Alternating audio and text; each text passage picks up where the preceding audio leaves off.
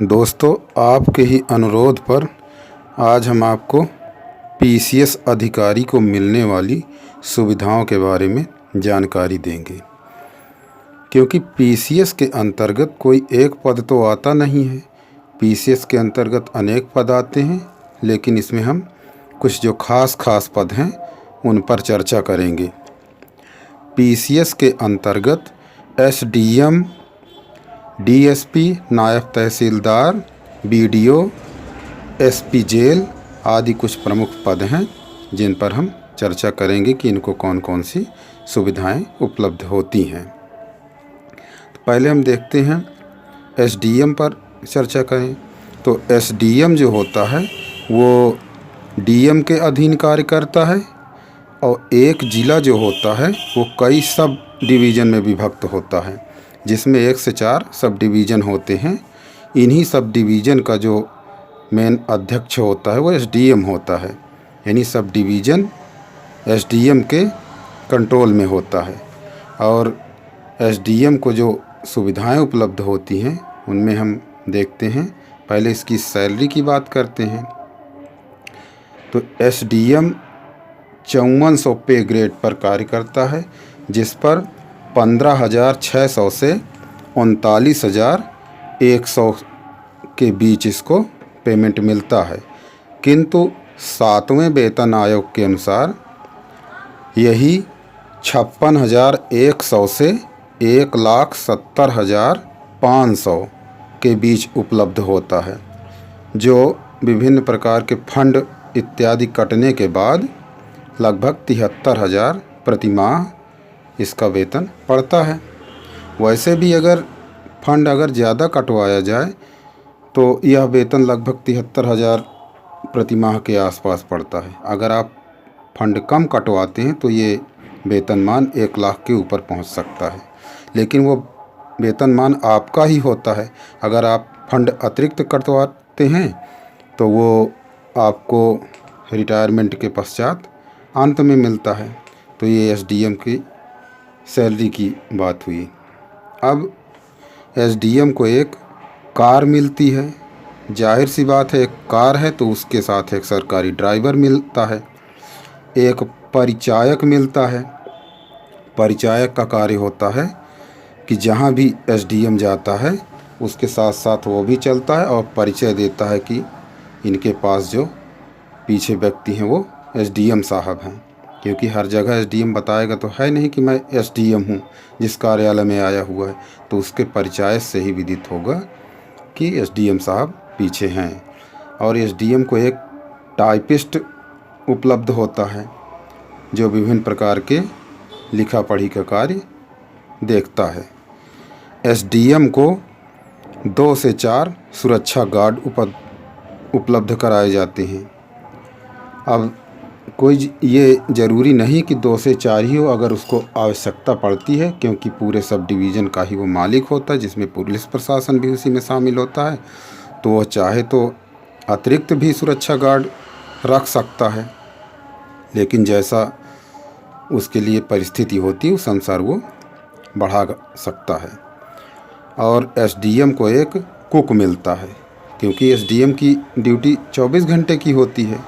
अब उसी दौरान उसको खाना पीना सोना सब कुछ उसी में शामिल होता है, सारी दैनिक क्रियाएं शामिल होगी।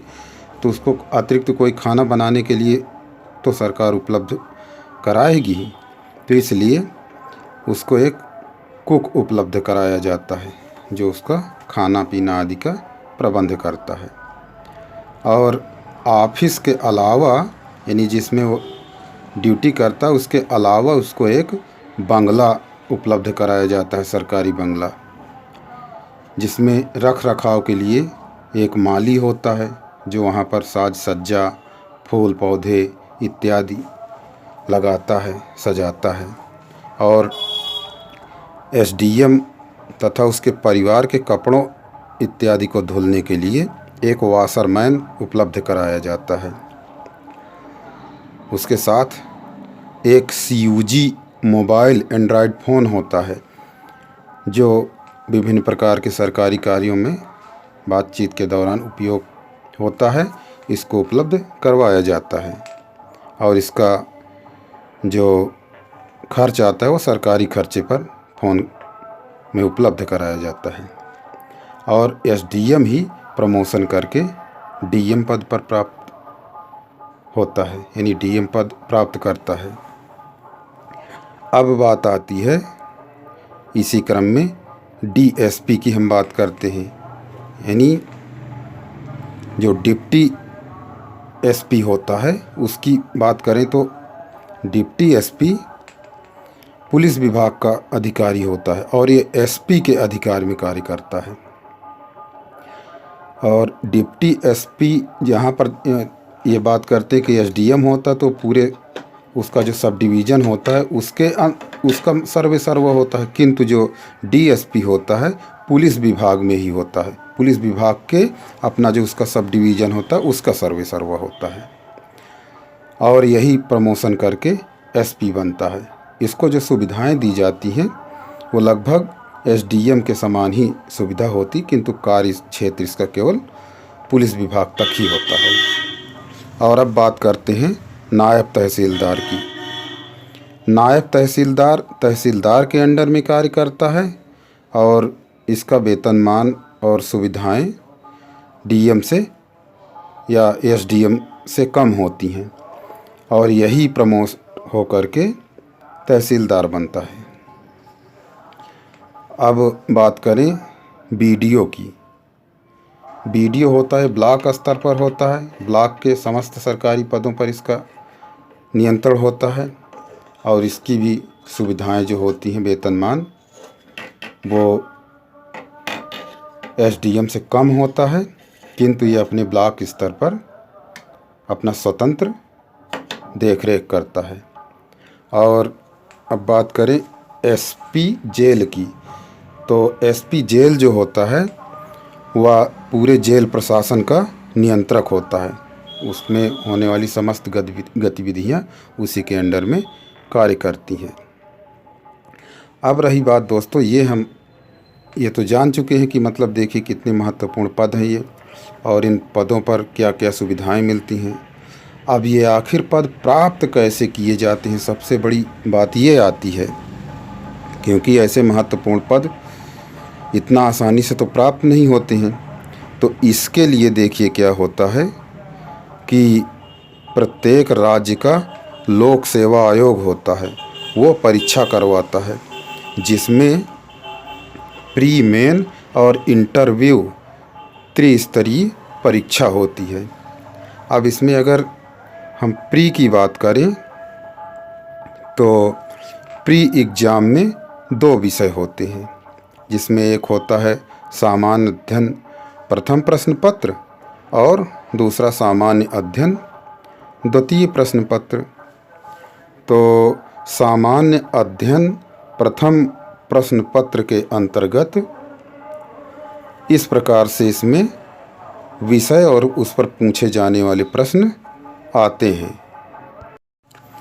अब प्री के अंतर्गत कुल 150 प्रश्न पूछे जाते हैं और 200 अंक का होता है और समय 2 घंटा होता है, जिसमें इतिहास से यानी इतिहास के अंतर्गत प्राचीन इतिहास, मध्यकालीन इतिहास और आधुनिक इतिहास शामिल होती है। इसमें 18 से 22 प्रश्न पूछे जाते हैं। और भूगोल में भूगोल के अंतर्गत भारत भूगोल और विश्व भूगोल शामिल होता है, जिसमें 20 से 22 प्रश्न पूछे जाते हैं। भारतीय संविधान से 18 से 20 प्रश्न पूछे जाते हैं। अर्थव्यवस्था के अंतर्गत 20 से 22 प्रश्न पूछे जाते हैं और समसामयिक घटनाएं पूछी जाती हैं, जिनमें भारत और विश्व स्तर की होती हैं, यानी राष्ट्रीय और अंतर्राष्ट्रीय स्तर की होती हैं, जिसमें 34 से 40 प्रश्न पूछे जाते हैं। पर्यावरण अध्ययन के अंतर्गत 15 से 18 प्रश्न पूछे जाते हैं। जनसंख्या से 1 से 3 प्रश्न पूछे जाते हैं और यूपी अध्ययन से यानी यूपी स्पेशल से 1 से 3 प्रश्न इससे शामिल होते हैं।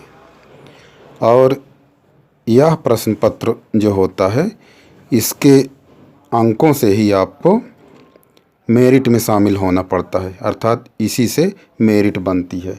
क्योंकि जो इसका द्वितीय प्रश्न पत्र प्री का होता है वो केवल क्वालिफाइंग नेचर का होता है। उसमें 100 प्रश्न होते हैं, 200 अंक का होता है, जिसमें आपको 33% अंक लाना अनिवार्य होता है। द्वितीय प्रश्न पत्र के अंतर्गत हिंदी आती है, हिंदी का एक पैसेज होता है, उस पर प्रश्न पूछे जाते हैं तथा हिंदी ग्रामर होती है। और अंग्रेजी का पैसेज होता है, उसके अंतर्गत प्रश्न पूछे जाते हैं तथा इंग्लिश ग्रामर होती है। और मैथ, रीजनिंग तथा निर्णयन क्षमता और अंतर्वैयक्तिक संप्रेषण कौशल शामिल होता है। इसके अंतर्गत आपको 33% अंक लाना अनिवार्य होता है। जब आप 33% अंक लाएंगे, और सबसे पहले इसी की ही कॉपी जचती है, जब आपके 33% अंक होंगे तभी आपकी प्रथम प्रश्न पत्र की कॉपी जचेगी।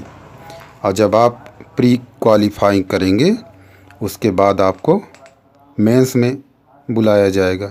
लेकिन प्री क्वालिफाइंग के लिए 13 गुना अभ्यर्थी बुलाए जाते हैं। 13 गुना कैसे? जितनी वैकेंसी निकलती है उसका लगभग 13 गुना अभ्यर्थी प्री के लिए बुलाए जाते हैं, वो सारी मेंस के लिए बुलाए जाते हैं।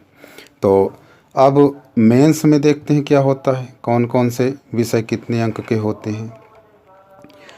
मेंस के अंतर्गत 150 अंक का निबंध होता है और 150 अंक का हिंदी का प्रश्न पत्र होता है। फिर इसके बाद 4 प्रश्न पत्र सामान्य अध्ययन के होते हैं और प्रत्येक प्रश्न पत्र 200 अंक का होता है। और उसमें एक ऑप्शनल सब्जेक्ट होता है जो आपके द्वारा चुना जाता है। उस ऑप्शनल सब्जेक्ट से 2 प्रश्न पत्र आते हैं और प्रत्येक प्रश्न पत्र 200 अंक का होता है।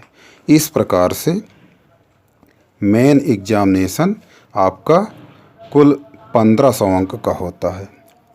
आप जब मेन एग्जामिनेशन पास करेंगे उसके पश्चात आपको इंटरव्यू के लिए कॉल की जाती है। इंटरव्यू जो होता है आपका 100 नंबर का होता है। मेन एग्जामिनेशन में प्राप्त किए गए अंक और इंटरव्यू में प्राप्त किए गए अंकों को जोड़कर मेरिट लिस्ट बनती है और उस मेरिट लिस्ट के आधार पर फिर आपको पद वितरित किए जाते हैं और फिर उसके बाद आपको ट्रेनिंग के लिए भेजा जाता है।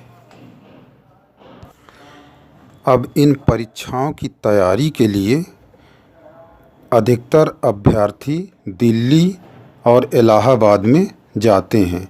जो महंगी से महंगी कोचिंगें होती हैं वहाँ 1 से 1.5 लाख तक फीस ली जाती है और आपको किराए के कमरे पर रहना होता है। कोचिंगों में करीब 1000 स्टूडेंट का बैच होता है और बैचों की भी संख्या कई होती है। प्रत्येक कोचिंग संस्थान में 20 से 30 हज़ार अभ्यर्थी होते हैं। तो जाहिर सी बात है कि इस कोचिंग संस्थानों में किसी व्यक्ति की व्यक्तिगत समस्या का निवारण नहीं होता है। जो भी समस्या सुलझाई जाएगी वो पूरे बैच में ही सुलझाई जाएगी और आपको व्यक्तिगत तौर पर वहाँ पर कोई स्पेशल चेतावनी या सुझाव नहीं दिया जाएगा।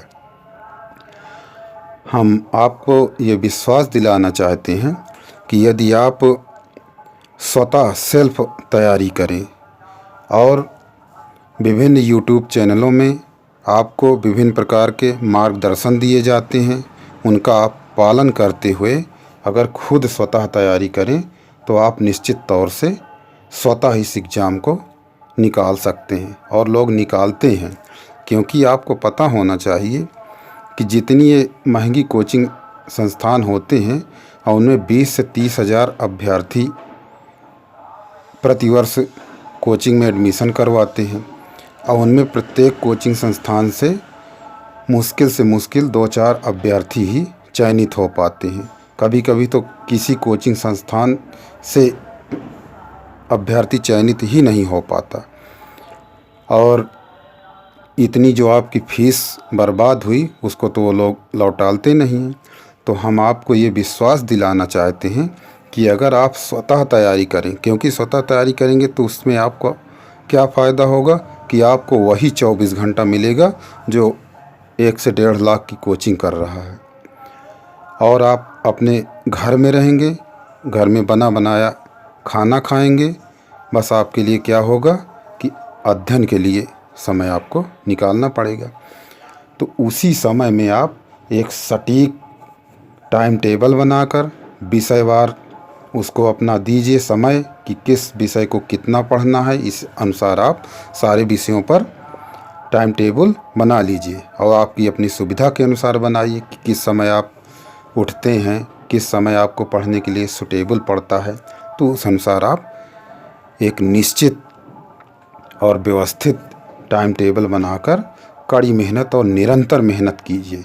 तो 1 साल के अंतर्गत आप हर हालत में आप एग्ज़ाम क्वालिफाइंग कर जाएंगे, क्योंकि पीसीएस या आईएएस का एग्ज़ाम के लिए 1 वर्ष का समय पर्याप्त होता है। और इस प्रकार तो कई अभ्यर्थी होते हैं 2 साल 4 साल 5 साल पूरा समय व्यतीत हो जाता है और प्री एग्ज़ाम भी नहीं निकाल पाते हैं, और वो क्या रोना रोते हैं, तरह तरह के बहाने बताते हैं कि ये समस्या आ गई, वो समस्या कुछ नहीं होती है।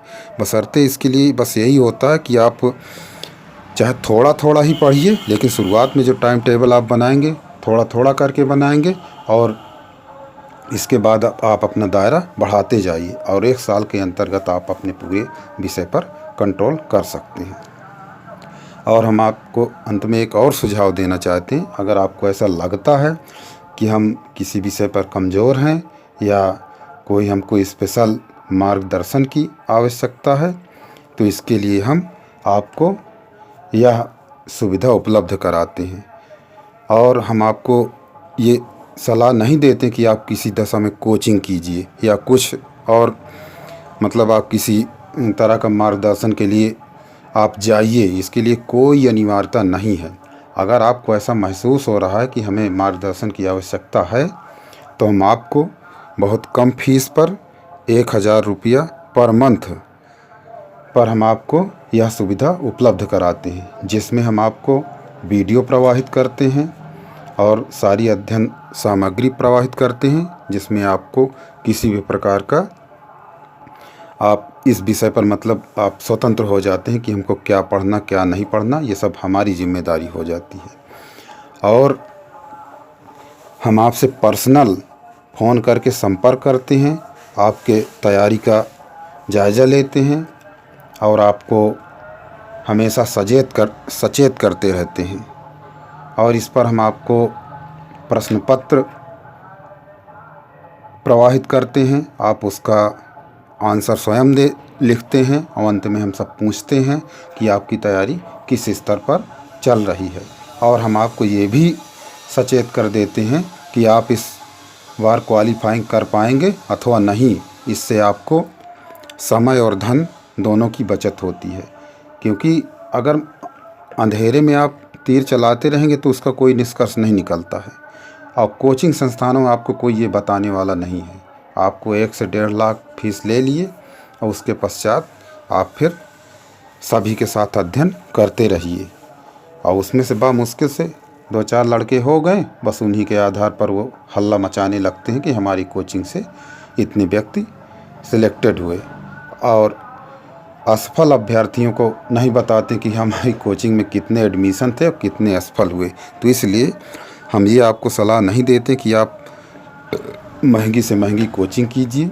अगर आपको ऐसा लगता है तो हमारे निम्न नंबरों पर संपर्क करके आप हमसे मार्गदर्शन प्राप्त कर सकते हैं। धन्यवाद।